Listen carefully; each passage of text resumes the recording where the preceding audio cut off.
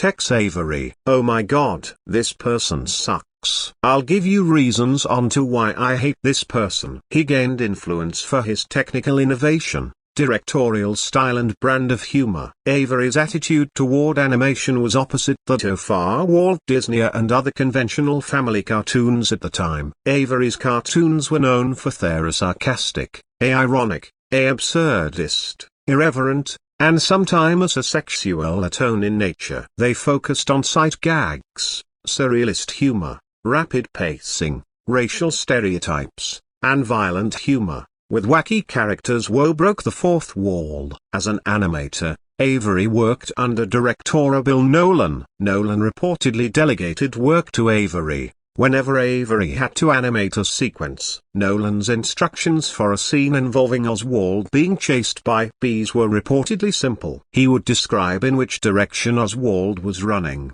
right to left, and for how many feet. The rest of the details were left up to Avery. 3. Avery started handing out work to other animators working under Nolan. Avery wanted still greater control over the creative process and served as our de facto director for a couple of films. Based on Avery's recollections, here is a description of how this happened. He was submitting a sight gags for use in the short films. Some of them were used in the actual films, and some funny ones were left out. He wanted to somehow get all his gags in the finished film, so he asked Nolan to let him create the entire storyboard for a film. Nolan instructed Avery to not only draw the storyboard but to work on the timing and the layout on his own. Avery completed 2 films using this process. An older Avery recalled that both films were terrible, though they got accepted for release. Avery was reportedly displeased with his salary and had started giving up on his work. After about 6 weeks of substandard work, his superiors let him go. In April 1935,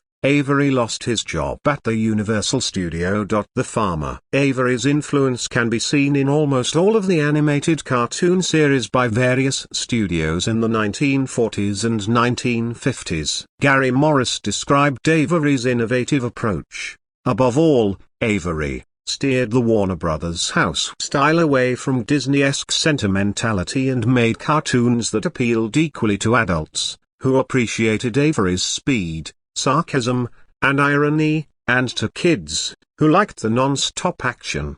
Disney's cute and cuddly creatures, under Avery's guidance, were transformed into unflappable wits like Bugs Bunny, endearing buffoons like Porky Pig, or dazzling crazies like Daffy Duck. Even the classic fairy tale, a market that Disney had cornered, was appropriated by Avery, who made innocent heroines like Red Riding Hood into sexy jazz babies, more than a match for any wolf. Avery also endeared himself to intellectuals by constantly breaking through the artifice of the cartoon, having characters leap out of the end credits, loudly object to the plot of the cartoon they were starring in, or speak directly to the audience. Avery's style of directing encouraged animators to stretch the boundaries of the medium to do things in a cartoon that could not be done in the world of live-action film. An often quoted line about Avery's cartoons was, "In a cartoon you can do anything." He also performed a great deal of voice work in his cartoons, usually throwaway bits. E.G.A. Thea's Santa Claus are seen briefly in Who Killed Who? But Tex did fill in for a Bill Thompson as Droopy, although the individual cartoons where Avery did this have never been specified. Career. Avery first began his animation career at Thea Walter Lantz Studio in the early 1930s, working on the majority of Thea Oswald the Lucky Rabbit cartoons from 1931-35. He is shown as animator on the original title card credits on the Oswald cartoons. He later claimed to have directed 2 cartoons during this time. During some office horseplay, a paperclip flew into Avery's left eye and caused him to lose use of that eye. Some speculate it was his lack of depth perception that gave him his unique look at animation and bizarre directorial style. Avery migrated to the Leon Schlesinger studio in late 1935 and convinced the fast-talking Schlesinger to let him head his own production unit of animators and create cartoons the way he wanted them to be made. Schlesinger responded by assigning the Avery unit, including animators Bob Clampett and Chuck Jones, to a 5-room bungalow at the Warner Brothers Sunset Boulevard backlit. Schlesinger placed the Avery unit there so as not to tip off Avery's predecessor Tom Palmer that he was about to be fired. The Avery unit, assigned to work primarily on the black and white AR Looney Tunes instead of the Technicolor or Merry Melodies, soon dubbed their quarters Termite Terrace, due to its significant termite population. Termite Terrace later became the nickname for the entire Schlesinger, Warner's studio, primarily because Avery and his unit were the ones who defined what became known as the Warner Brothers cartoon. Their first short, A Gold Diggers of 49, is recognized as the first cartoon to make Porky Pig a star, and Avery's experimentation with the medium continued from there. Avery, with the assistance of Clampett, Jones, and new associate director Frank Tashlin, laid the foundation for a style of animation that dethroned the Walt Disney Studio as the kings of animated short films, and created a legion of cartoon stars whose names still shine around the world today. Avery in particular was deeply involved, a perfectionist. Avery constantly crafted gags for the shorts, periodically provided voices for them, including his trademark belly laugh, and held such control over the timing of the shorts that he would add or cut frames out of the final negative, as needed, if he felt a gag's timing was not quite right.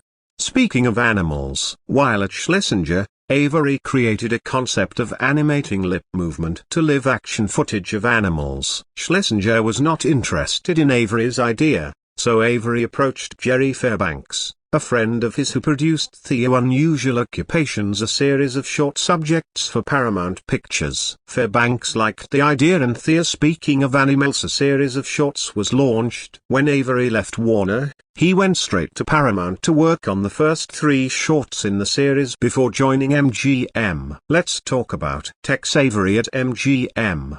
By 1942, Avery was in the employ of Metro-Goldwyn-Mayer, working in their cartoon division under the supervision of Fred Quimby. Avery felt that Schlesinger had stifled him. At MGM, Avery's creativity reached its peak. His cartoons became known for their sheer lunacy, breakneck pace, and a penchant for playing with the medium of animation and film in general that few other directors dared to approach. MGM also offered him larger budgets and a higher quality production level than the Warner's studio. Plus, his unit was filled with ex-Disney artists such as Preston Blair and Ed Love. These changes were evident in Avery's first short released by MGM, The Blitz Wolf, an Adolf Hitler parody which was nominated for the Academy Award for Best Short Subject, Cartoons. In 1942, Avery's most famous MGM character debuted in 1943's A Dumbhounded. Droopy,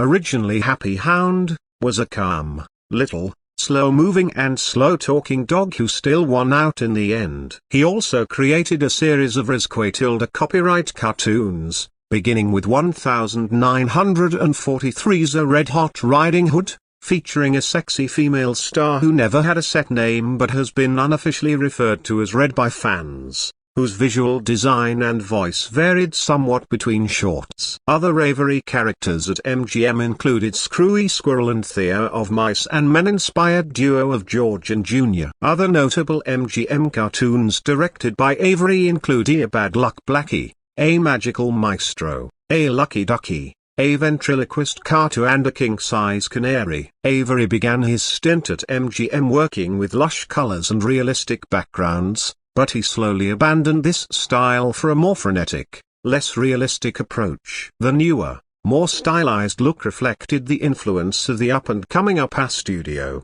the need to cut costs as budgets grew higher, and Avery's own desire to leave reality behind and make cartoons that were not tied to the real world of live action. During this period, he made a notable series of films which explored the technology of the future: The House of Tomorrow, The Car of Tomorrow, The Farm of Tomorrow and A TV of Tomorrow, spoofing common live-action promotional shorts of the time. He also introduced a slow-talking wolf character, who was the prototype for MGM associates Hanna-Barbera's Huckleberry Hound character, right down to the voice by Daws Butler. Avery took a year's sabbatical from MGM beginning in 1950, to recover from overwork, during which time Dick Lundy, recently arrived from the Walter Lantz studio, took over his unit and made an ear-droopy cartoon, as well as a string of shorts with an old character, Barney Bear. Avery returned to MGM in October 1951 and began working again. Avery's last two original cartoons for MGM were Deputy Droopy and Cellbound, completed in 1953 and released in 1955. They were co-directed by Avery unit animator Michael La. La began directing a handful of CinemaScope Droopy shorts on his own. And as a burnout, Avery left MGM in 1953 to return to the Walter Lantz studio. Speaking about Tex Avery at Walter Lantz, Avery's return to the Lantz studio did not last long. He directed 4 cartoons in 1954-1955, the one-shots. A Crazy Mixed Up Pup, and SHHHHHH, I'm Cold, and The Legend of Rockaby Point, in which he defined the character of Chili Willie the Penguin. Aldo for The Legend of Rockaby Point and A Crazy Mixed Up Pupa were nominated for Academy Awards. Avery left Lantz over a salary dispute, effectively ending his career in theatrical animation. And that's the reason why I hate this person, in my opinion. Even thought he created Droopy. I still don't have the cartoons that breaks the fourth wall. Thank God he ended his career in 1955. Do you know who likes this person? Puffy Zillerman 4. He likes this person because he's one of the favorite for him. But I can handle his opinion. And do you know who hates this person? Leon Schlesinger. He hates this person because he had a dispute with him. So screw Tex Avery. And screw Dick Lundy. William Hanna and Joseph Barbara is 1,000,000 times better than Tex Avery. End of rant.